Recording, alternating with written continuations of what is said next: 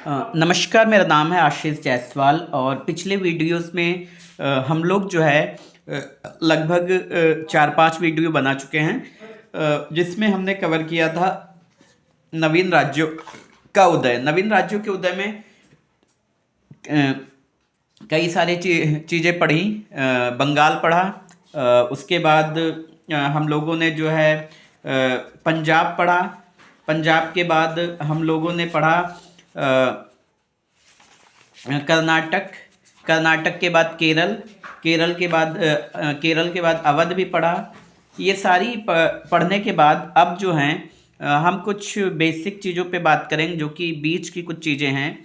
इसमें बड़ौदा की गायकवाड़ की बात करेंगे। गायकवाड़ ने अपनी उपस्थिति 1720 ईस्वी में दर्ज कराई। ठीक है, तो यहाँ पे क्वेश्चन ये बन जाएगा कि गायकवाड़ जो थे उन्होंने अपनी उपस्थिति कब दर्ज कराई? तो 1720 में। प्रारंभ में वे न सिर्फ शक्तिशाली भोसले परिवार के बल्कि दबाधे परिवार के भी अधीनस्थ थे। तो अगर हम शुरू में देखें तो जो गायकवाड़ थे वो भोसले परिवार और एक दबाधे परिवार था, उनके अधीनस्थ थे, मतलब उनके अंडर में काम किया करते थे। गायकवाड़ों ने अपनी राजधानी बड़ौदा में बनाई, जिससे इस क्षेत्र में व्यापार व उत्पादन के तंत्र का पुनः एकीकरण हुआ।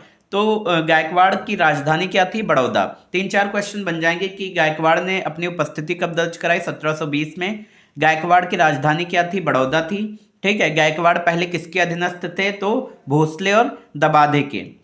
प्रमुख मराठा क्षेत्र व राजधानी यहाँ पे बीच में जो है वो देख लेते हैं। तो मराठा क्षेत्र जो है वो होलकर था, गायकवाड़ था, पेशवा था। ठीक है, भोसले था, छत्रपति था, सिंधिया था।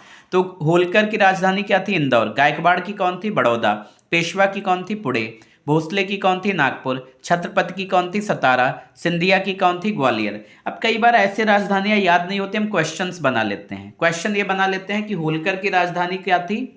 तो इंदौर थी। गायकवाड़ की राजधानी कौन थी? बड़ौदा थी। पेशवा की राजधानी कौन थी? पुणे था। ठीक है, भोसले की राजधानी कौन थी? नागपुर थी। छत्रपति की राजधानी कौन थी? सतारा थी। सिंधिया की राजधानी कौन थी? ग्वालियर थी। बड़ौदा में दामाजी के शासन काल के पश्चात कुछ परिवर्तनों का युग आया। दामाजी के अंतिम उत्तराधिकारी फतेह सिंह अधिक समय तक पेशवाओं के सहयोगी नहीं बने। तो ये भी याद रखना है कि बड़ौदा के दामाजी के शासन काल के पश्चात जो है कुछ परिवर्तनों का युग आया। तो यहाँ पे क्वेश्चन ये बन जाएगा किसकी मृत्यु के बाद या किसके शासन काल के बाद जो है परिवर्तनों का युग आया। तो इसको क्या बोलेंगे? परिवर्तनों का युग। तो याद रखना है कि बड़ौदा में दामाजी के शासन के बाद जो है परिवर्तनों का युग आया। दामाजी के अंतिम उत्तराधिकारी जो है फतेह सिंह अधिक समय तक पेशवाओं के सहयोगी नहीं बने। ठीक है, तो यहाँ पे क्वेश्चन ये भी बनेगा कि दामाजी जो थे उनके अंतिम उत्तराधिकारी कौन थे? फतेह सिंह। ठीक है, दामाजी के अंतिम उत्तराधिकारी कौन थे? फतेह सिंह। 1720 ईस्वी के उत्तरार्ध में उसने अंग्रेजी ईस्ट इंडिया कंपनी से समझौता कर लिया। तो ये यहाँ पे क्वेश्चन ये भी बन जाएगा कि अंग्रेजी ईस्ट इंडिया कंपनी से समझौता कब हुआ? 1770 में। ठीक है, अंग्रेजी ईस्ट इंडिया कंपनी से समझौता कब हुआ? 1770 में। 1800 ईस्वी तक पेशवाओं के बदले अंग्रेज उत्तराधिकार के मामलों पर निर्णय लेते थे। अब 1800 जब आया तो पेशवाओं की जगह अंग्रेज जो है वो निर्णय लेने लगे कि उत्तराधिकारी कौन बनेगा और कौन नहीं बनेगा। तो क्वेश्चन यहाँ भी बन जाएगी कि 1800 ईस्वी तक जो है उत्तराधिकार के मामलों पर निर्णय कौन लेने लगा? तो अंग्रेज निर्णय लेने लगे थे, जो 19वीं शताब्दी में उनके अधीनस्थ शासक बन गए। ठीक है, धीरे धीरे वो अब जब कोई एक इंसान ये जानता है कि कौन उत्तराधिकारी बनेगा कौन नहीं बनेगा, तो इट मीन शासन उसी के हाथ में चला गया है। ठीक है, इसके बाद इंदौर के होलकर के बारे में बात करेंगे।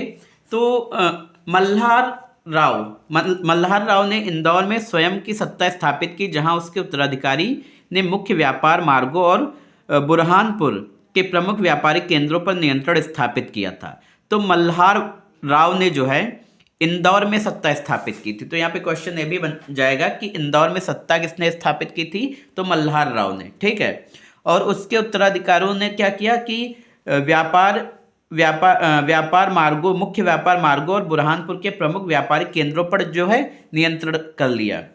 उसके पश्चात उसके साम्राज्य का नियंत्रण उसके पुत्र की विधवा के हाथों में चला गया। ठीक है, अहिल्याबाई का शासन जो है 1765 से 1794 ईस्वी तक चला। इन्होंने होलकर राज्य को गौरव के शिखर तक पहुंचा दिया।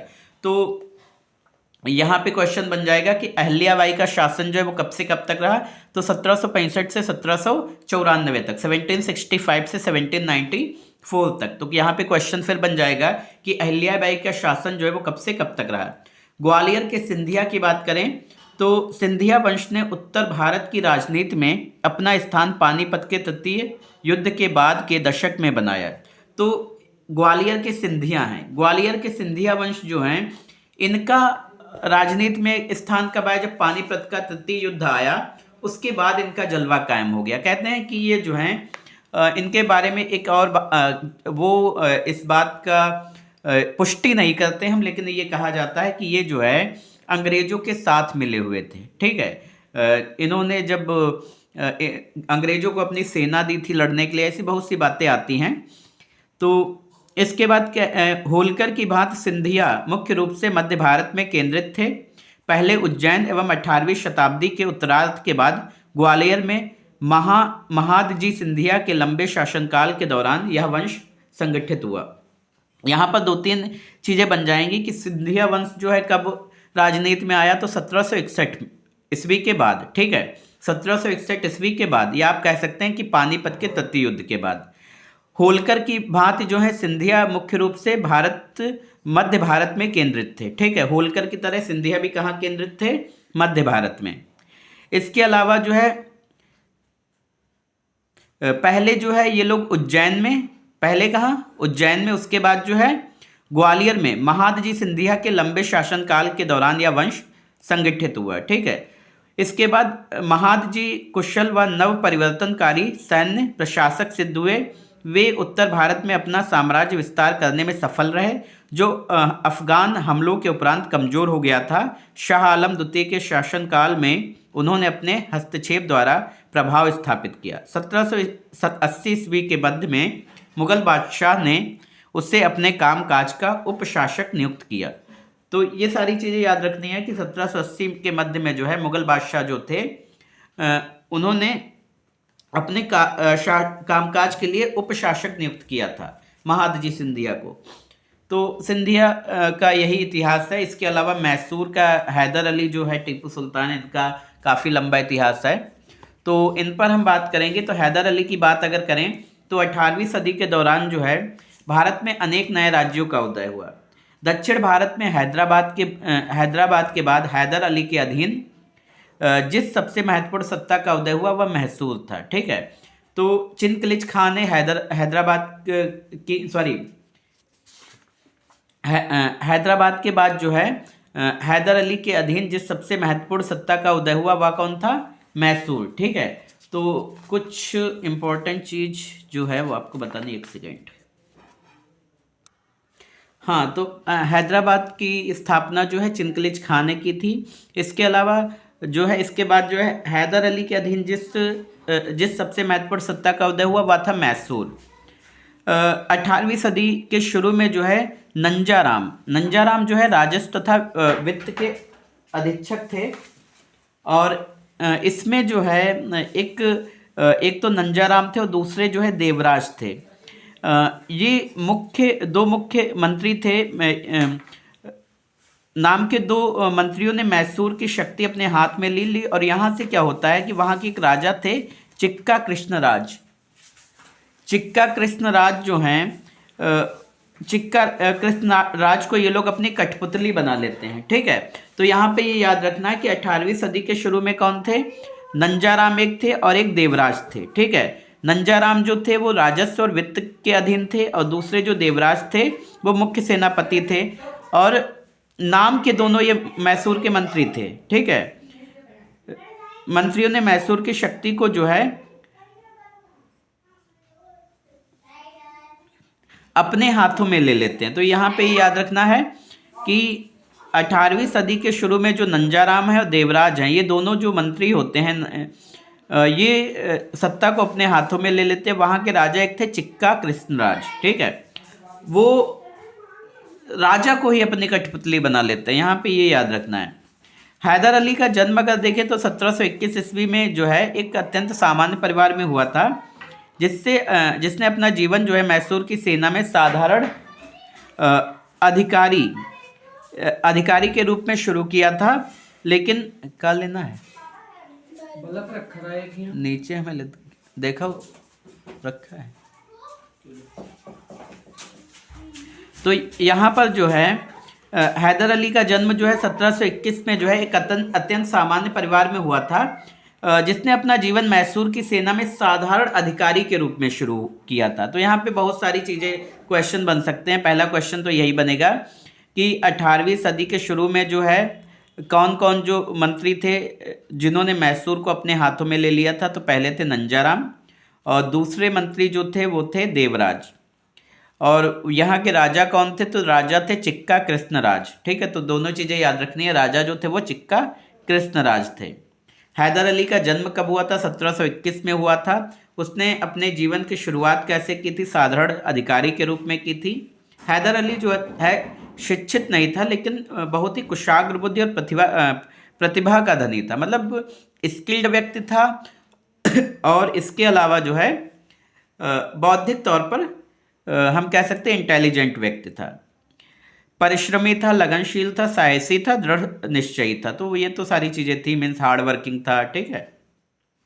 हैदर अली एक प्रतिभाशाली सेनानायक के साथ साथ चालाक राजनीतिज्ञ था, मतलब कूटनीतिज्ञ था।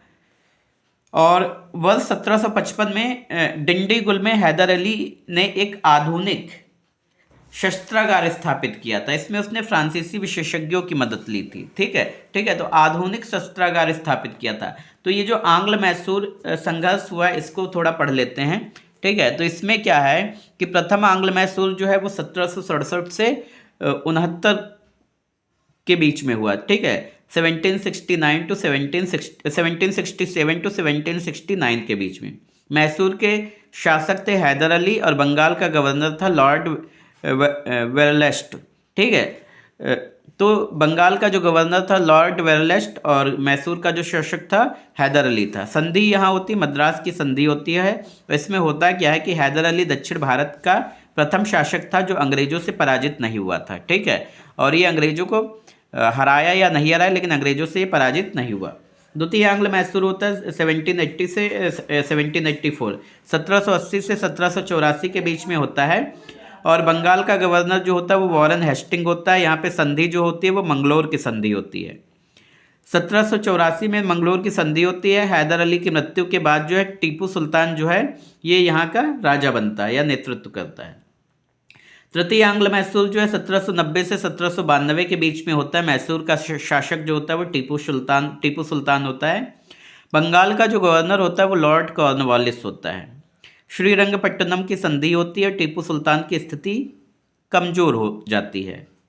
चतुर्थ आंग्ल मैसूर जो है वो 1799 ईस्वी में होता है। मैसूर का शासक जो होता है वो टीपू सुल्तान होता है और बंगाल का जो गवर्नर होता है वो लॉर्ड वेलेस्ली होता है।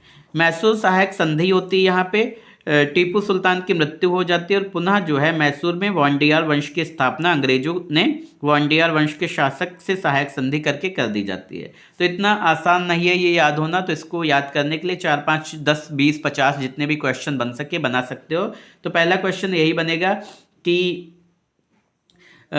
प्रथम आंग्ल मैसूर जो है वो युद्ध जो है किसके बीच में हुआ? तो प्रथम आंग्ल मैसूर जो है युद्ध जो है वो हैदर अली और लॉर्ड वेरलेस्ट के बीच में हुआ। ठीक है, तो ये याद रखना है, हैदर अली और लॉर्ड वेरलेस्ट के बीच में हुआ। फिर ये होगा कि प्रथम आंग्ल मैसूर युद्ध कब हुआ? तो 1767 से 1769 के बीच में हुआ। प्रथम आंग्ल मैसूर के बाद जो है कौन सी संधि हुई? तो मद्रास की संधि हुई। प्रथम आंग्ल मैसूर युद्ध में हैदर अली पराजित हुआ था या नहीं हुआ था? तो नहीं पराजित हुआ था। ठीक है, दक्षिण भारत का प्रथम शासक कौन था जो कि अंग्रेजों से पराजित नहीं हुआ था? तो वो हैदर अली ही था। इसके अलावा द्वितीय आंग्ल मैसूर कब हुआ? 1780 से 1784 के बीच में हुआ। द्वितीय आंग्ल मैसूर के युद्ध के समय मैसूर का शासक कौन था? हैदर अली था। द्वितीय आंग्ल मैसूर युद्ध जो है वो किसके बीच में हुआ? तो हैदर अली के बीच में हुआ और वॉरेन हेस्टिंग के बीच में हुआ। वॉरेन हेस्टिंग कौन था? तो वॉरेन हेस्टिंग जो है बंगाल का गवर्नर था। द्वितीय आंग्ल मैसूर युद्ध के बाद संधि कौन सी हुई? तो मैंगलोर की संधि हुई, या हम कह सकते हैं मैंगलोर की संधि कब हुई? तो 1784 में हुई। द्वितीय आंग्ल मैसूर युद्ध का जो है ऑल ओवर आउटपुट क्या निकला, तो हम कह सकते हैं कि हैदर अली की मृत्यु हो जाती है और उसके बाद उसका बेटा टीपू सुल्तान जो है वो गद्दी पर बैठता है। तृतीय आंग्ल मैसूर कब हुआ? 1790 से 1792 के बीच में हुआ। ठीक है, उस वक्त मैसूर का शासक कौन था? टीपू सुल्तान था। तृतीय आंग्ल मैसूर युद्ध किसके किसके बीच में हुआ? तो टीपू सुल्तान और लॉर्ड कॉर्नवालिस के बीच में हुआ। तृतीय आंग्ल मैसूर युद्ध के बाद किस चीज की संधि हुई? श्रीरंगपट्टनम की संधि हुई। तृतीय आंग्ल मैसूर युद्ध जो है के बाद जब युद्ध हुआ तो उसका कंक्लूजन क्या निकला? श्रीरंगपट्टनम की संधि तो होती है, टीपू सुल्तान की स्थिति क्या होती है? कमजोर हो जाती है। चतुर्थ आंग्ल मैसूर युद्ध कब हुआ? 1799 में हुआ। चतुर्थ आंग्ल मैसूर युद्ध के समय युद्ध किसके किसके बीच में हुआ? तो टीपू सुल्तान और लॉर्ड वेलेस्ली के बीच में हुआ। तृतीय आंग्ल मैसूर युद्ध के बाद जो है संधि कौन सी संधि हुई? तो मैसूर की सहायक संधि हुई। ठीक है, इसमें टीपू सुल्तान की मृत्यु हो जाती है। टीपू सुल्तान की मृत्यु के बाद कौन गद्दी पर बैठता है? तो वाडियार वंश की स्थापना की जाती है और वाडियार वंश का ही शासक जो है शासन करना शुरू कर देता है। तो आगे बढ़ते हैं यहाँ पे। तो हैदर अली ने जो है 1761 में नंजाराम को सत्ता से अलग कर दिया तथा मैसूर राज्य पर अपना अधिकार कायम कर लिया। ठीक है, तो यहाँ पे याद रखना कि हैदर अली ने जो है सत्ता किससे छीनी थी? तो नंजाराम से छीनी थी। हैदर अली अपने सत्ता के लगभग आरंभ से मराठा सरदारों, निजाम व अंग्रेजों की सेनाओं को अनेक बार पराजित किया और मद्रास तक पहुंच गया था। तो यहाँ पे ये खत्म हो जाता है। अब यहाँ पे हमने वो लगभग पढ़ ही लिया है, लेकिन एक बार और उसकी चर्चा करते हैं। प्रथम आंग्ल मैसूर युद्ध कब हुआ? तो 1767 से 1779 के बीच में हुआ और यह युद्ध जो है अंग्रेजों की आक्रामक नीति का परिणाम था। हैदर अली ने अंग्रेजों से प्रतिशोध लेने के उद्देश्य से मराठों तथा निजाम से संधि कर एक संयुक्त सैनिक मोर्चा बनाया। हैदर अली के नेतृत्व वाले मोर्चे ने अंग्रेजों के मित्र राज्य कर्नाटक पर आक्रमण किया, परंतु 1767 ईस्वी में हैदर अली और निजाम तिरुवन्नमलाई संगम में पराजित हुए। तो यहाँ पे बहुत सारे क्वेश्चन बन जाएंगे कि यह युद्ध जो है अंग्रेजों की आक्रमणकारी नीति का परिणाम था। तो यहाँ पे क्वेश्चन जो बनेगा वो ये बनेगा कि यह युद्ध जो है वो किस चीज का परिणाम था। ठीक है, या हम यहाँ ये कह सकते हैं कि प्रथम आंग्ल मैसूर युद्ध का कारण क्या था? तो प्रथम आंग्ल मैसूर युद्ध का जो कारण था वो अंग्रेजों की आक्रामक नीति थी। ठीक है, तो क्वेश्चन यही बन जाएगा कि प्रथम आंग्ल मैसूर युद्ध का कारण क्या था? कारण ये था कि अंग्रेज बहुत आक्रामक हो रहे थे, अपनी सत्ता लगातार बढ़ाए जा रहे थे, तो आक्रामक नीति थी। हैदर अली ने जो है अंग्रेजों से प्रतिशोध लेने के लिए क्या किया? तो उसने जो है मराठा और निजाम से संधि कर लेता है, संयुक्त सैनिक मोर्चा बनाता है। ठीक है, तो यहाँ पे बनेगा कि अंग्रेजों से लड़ाई लड़ने के लिए जो है शुद्ध मतलब एक नॉर्मल हिंदी में अगर सवाल बने तो अंग्रेजों से लड़ाई लड़ने के लिए जो है हैदर अली ने क्या किया था? तो मराठा और निजाम से संधि कर ली थी। इसके बाद जो है हैदर अली ने क्या किया? तो हैदर अली क्या करता है कि अंग्रेजों का जो मित्र राज्य था कर्नाटक, उस पर आक्रमण कर देते हैं। ठीक है, लेकिन क्या होता है, हैदर और निजाम तिरुवन्नमलाई संगम में जो है पराजित हो जाते हैं और इसके बाद क्या होता है, निजाम हैदर अली का साथ छोड़कर अंग्रेजों की ओर हो गया। ठीक है, तो हैदर अली ने मंगलोर पर आक्रमण कर बंबई से आई प्रशिक्षित अंग्रेजी सेना को पराजित किया और उन्हें मद्रास तक सीमित कर दिया। 1769 ईस्वी में अंग्रेजों ने हैदर अली की शर्तों पर मद्रास की संधि की, जिसकी शर्तों के अनुसार दोनों पक्षों ने एक दूसरे के जीतते हुए क्षेत्रों को छोड़ दिया। इस प्रकार प्रथम आंग्ल मैसूर युद्ध समाप्त हुआ। तो यहाँ पर जो है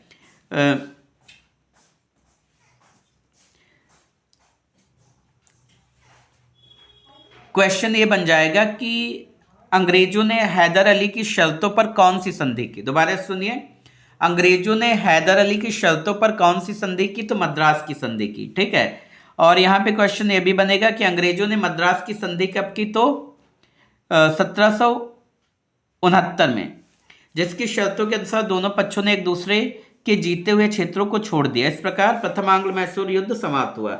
तो क्वेश्चन फिर यहाँ पे बन जाएगा, प्रथम आंग्ल मैसूर युद्ध कैसे समाप्त हुआ? तो मद्रास की संधि के बाद हुआ। मद्रास की संधि क्या थी? तो मद्रास की संधि ये थी कि दोनों पक्षों ने जो भी राज क्षेत्र जीता था वो एक छोड़ दिया था, ठीक है, एक दूसरे का जो भी क्षेत्र जीता था वो छोड़ दिया था।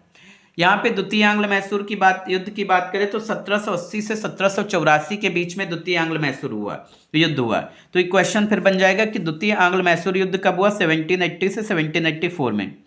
इस युद्ध के समय पुनः हैदर ने निजाम और मराठों से अंग्रेजों के विरुद्ध संधि कर ली। और इस युद्ध में क्या होता है, हैदर ने जो है निजाम और मराठों से अंग्रेजों के विरुद्ध क्या करता है? संधि कर लेता है। 1773 ईस्वी में अंग्रेजों ने मैसूर में स्थित फ्रांसीसी नियंत्रण वाले माहे पर आक्रमण कर अधिकार कर लिया, जो हैदर अली के लिए एक खुली चुनौती थी।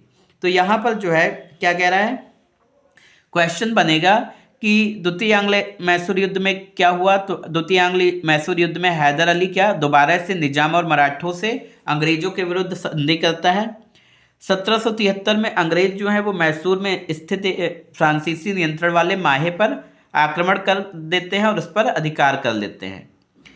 ये कुछ मैसूर के क्षेत्र थे, तो यहाँ पर एक नज़र डालते हैं। 1799 में बीजापुर है, अदोनी है, मछलीपट्टनम है, गंटूर है, चित्तल दुर्ग है, बेंगलोर है, श्रीरंगपट्टनम है, मैसूर है, और बैनाद है, कानरा है, कन्नानूर है, माही है, कालीकट है, क्रागानूर है, कोयम्बटूर है, तंजौर है, करूर है, डिंडीगुल है, तिरुचिरापल्ली है, और ये नेगापट्टनम है, ट्रिंकोबार है, पोर्टो नोवो है, पौंडीचेरी है, सादरास है, मद्रास है, पुलिकट है। तो यहीं पर ये मैसूर का एक इलाका है, ठीक है। तो 1780 ईस्वी में जो है हैदर अली ने कर्नाटक पर आक्रमण कर द्वितीय आंग्ल मैसूर युद्ध की शुरुआत की, ठीक है। द्वितीय आंग्ल मैसूर युद्ध की शुरुआत कैसे होती है? कर्नाटक पर आक्रमण करके, ठीक है। और ये आक्रमण कब हुआ? 1780 में। उसने अंग्रेज जनरल जॉर्ज वेली को परास्त कर अर्काट पर अधिकार कर लिया।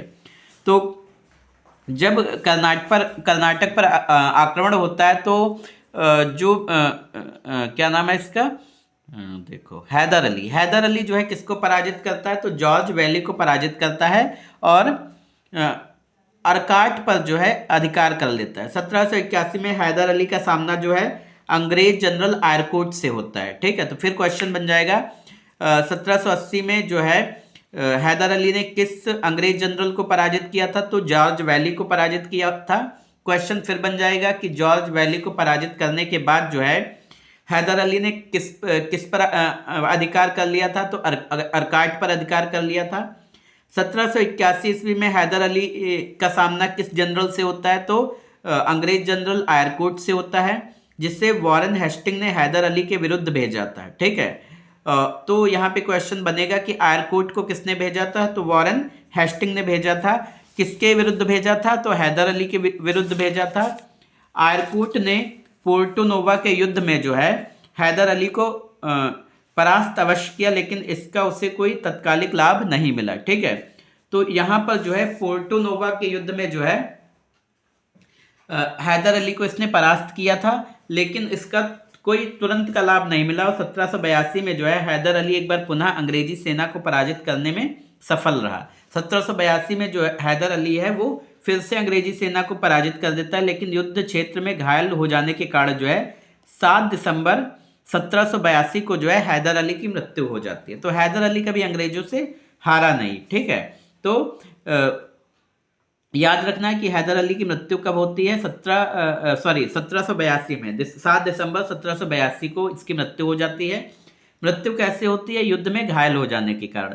1784 ईस्वी में जो है टीपू ने द्वितीय युद्ध को जारी रखा। अंततः दोनों पक्षों में मंगलोर की संधि हो गई, जिसके तहत दोनों पक्षों ने एक दूसरे के जीते हुए प्रदेशों को वापस कर दिया। तो यहाँ पे क्वेश्चन बनेगा कि मंगलोर की संधि में क्या हुआ था? तो मंगलोर की संधि में जो है एक दूसरे के जो जीते हुए प्रदेश थे वो वापस कर दिए गए थे, ठीक है। मद्रास की संधि में भी यही हुआ था। मैंगलोर की संधि के अंतर्गत जो है गवर्नर जनरल वॉरेन हेस्टिंग ने कहा, यह लॉर्ड मैकार्टनी कैसा आदमी है, मैं अभी भी विश्वास करता हूं कि वह संधि के बावजूद भी कर्नाटक को खो देगा। ठीक है, तो ये याद रखना है कि मैंगलोर की संधि से असंतुष्ट गवर्नर, मैंगलोर की संधि से कौन असंतुष्ट था? तो वॉरेन हेस्टिंग असंतुष्ट था, और उसने क्या कहा था कि लॉर्ड मैकार्टनी कैसा आदमी है, मैं अभी भी विश्वास करता हूं कि वह संधि के बावजूद भी कर्नाटक को खो देगा। ठीक है, तो टीपू सुल्तान कितना खतरनाक था अंग्रेजों के लिए, इस बात से अंदाजा लगाया जा सकता है। टीपू सुल्तान जो है 1782 से 1799 ईस्वी तक शासन करता है।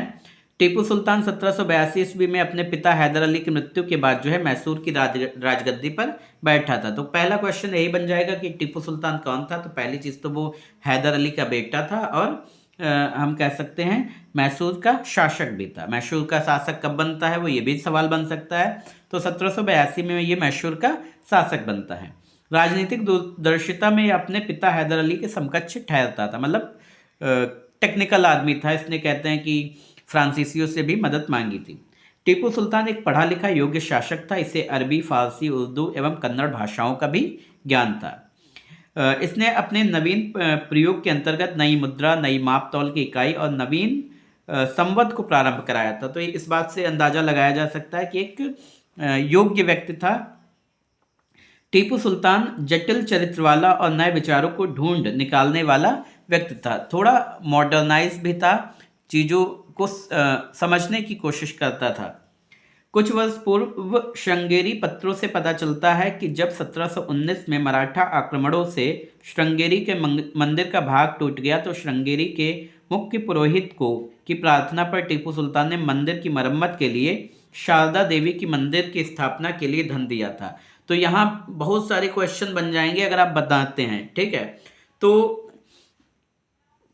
पहला क्वेश्चन ये बनेगा कि श्रृंगेरी के मंदिर का भाग जो है वो कैसे टूटा था। तो ये याद रखना है कि मराठा आक्रमणों से जो है श्रृंगेरी के मंदिर का भाग टूट गया था। ठीक है, तो जो मंदिर के मुख्य पुरोहित थे, उन्होंने टीपू सुल्तान से मदद मांगी थी, और मदद मांगने के बाद जो है शारदा देवी की मूर्ति की स्थापना के लिए धन दिया था। ठीक है, तो शारदा देवी की मूर्ति की स्थापना के लिए किस शासक ने धन दिया था? तो टीपू सुल्तान ने धन दिया था, ये भी याद रखना है।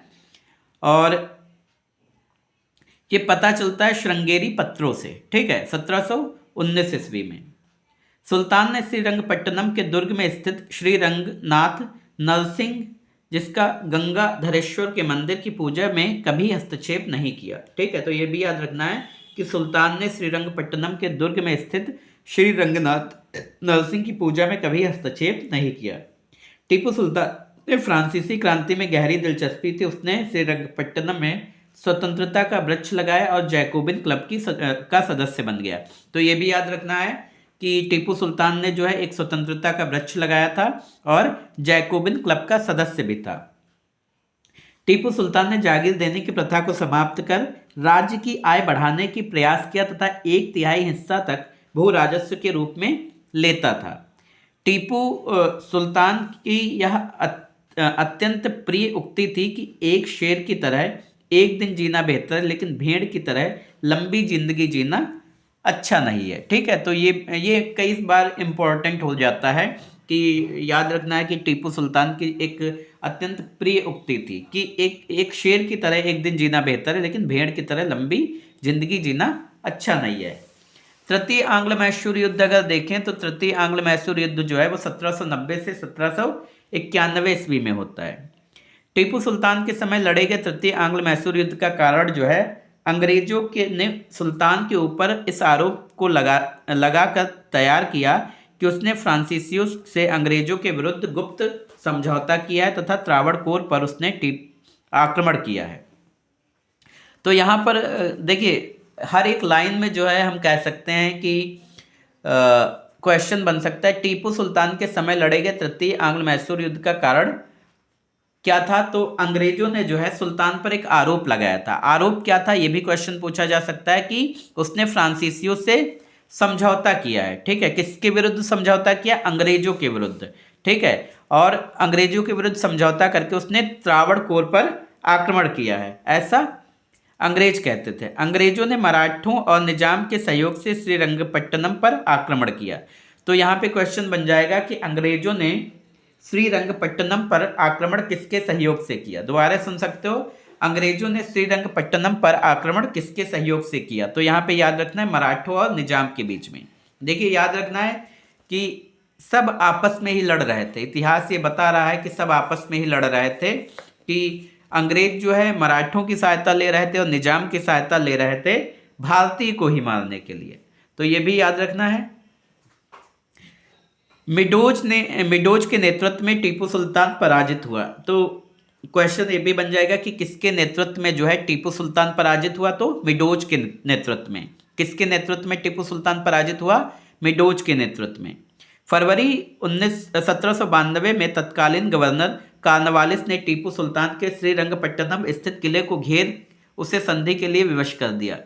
तो यहाँ पे क्वेश्चन बनेगा किस गवर्नर जनरल ने जो है टीपू सुल्तान के श्रीरंगपट्टनम स्थित किले को घेरकर उसे संधि के लिए विवश किया था? तो कार्नवालिस ने, गवर्नर जनरल कार्नवालिस ने। ऐसा उसने कब किया था? तो फरवरी 1792 में। अंग्रेजों और टीपू सुल्तान के मध्य मार्च 1792 में श्रीरंगपट्टनम की संधि हुई थी।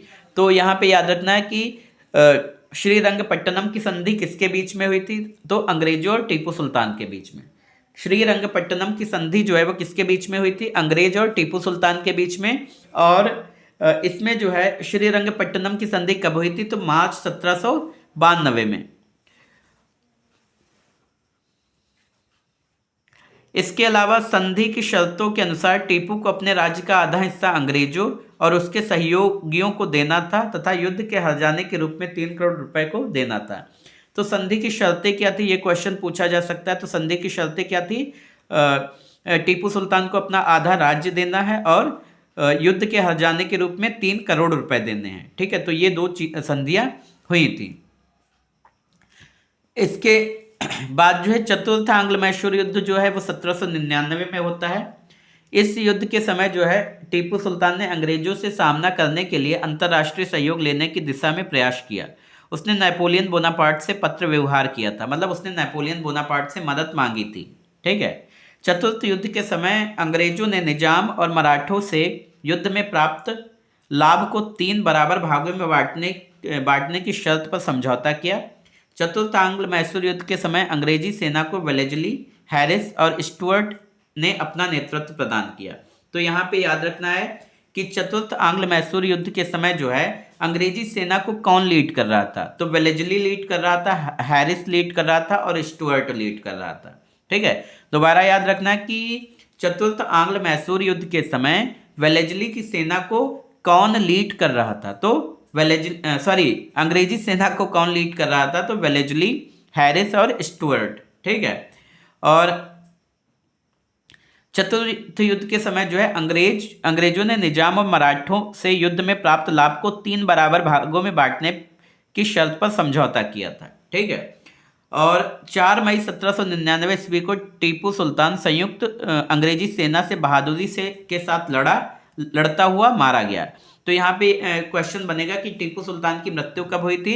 तो 4 मई 1799। टीपू सुल्तान की मृत्यु कब हुई थी? 4 मई 1799। इस प्रकार मैसूर की स्वतंत्रता का इतिहास इसके द्वारा अंग्रेजों के विरुद्ध संघर्ष के गौरवशाली अध्याय का समापन हो गया। मैसूर उस समय के आर्थिक पिछड़ेपन के दोष से मुक्त नहीं था, लेकिन हैदर अली और टीपू सुल्तान के राज्य में वह आर्थिक रूप से अधिक फला फूला। सर जॉन शोर 1793 से 98 ईस्वी के दौरान मद्रास का गवर्नर था। तो क्वेश्चन यहाँ पे बन जाएगा कि 1793 से 98 के दौरान मद्रास का गवर्नर कौन था? तो सर जॉन शोर। या क्वेश्चन ये भी बनेगा कि सर जॉन शोर 1793 से 98 के बीच कहाँ का गवर्नर था? तो मद्रास का गवर्नर था। या क्वेश्चन ये भी बन सकता है कि सर जॉन शोर मद्रास का गवर्नर कब था? तो 1793 से 98 के बीच। जिसने बाद में लिखा था कि टीपू सुल्तान के राज्य के किसानों को संरक्षण मिला था तथा उनको श्रम के लिए प्रोत्साहित और पुरस्कृत किया जाता था। वास्तव में भारतीय शासकों में टीपू सुल्तान एकमात्र शासक था जो आर्थिक शक्ति को सैनिक शक्ति की नींव मानता था। विदेश व्यापार के विकास के लिए टीपू सुल्तान ने फ्रांस, तुर्की, ईरान और पेगु में दूत भेजे थे। चीन के साथ भी उसने व्यापारिक संबंध स्थापित किए। बंदरगाह वाले नगरों में व्यापारिक संस्थाएं स्थापित कर टीपू सुल्तान ने रूस व अरब के साथ व्यापार बढ़ाने का प्रयास किया। तो यहाँ पर आज जो है हम लोगों का ख़त्म हुआ है कि नवीन राज्यों का उदय। इसके बाद जो हम लोग पढ़ने वाले हैं वो ब्रिटिश सत्ता की स्थापना 1848 से 1856 के बीच में पढ़ेंगे, जिसमें ब्रिटिश प्रभुसत्ता की स्थापना और बाकी सारी चीज़ें पढ़ेंगे। तो आज के लिए इतना ही।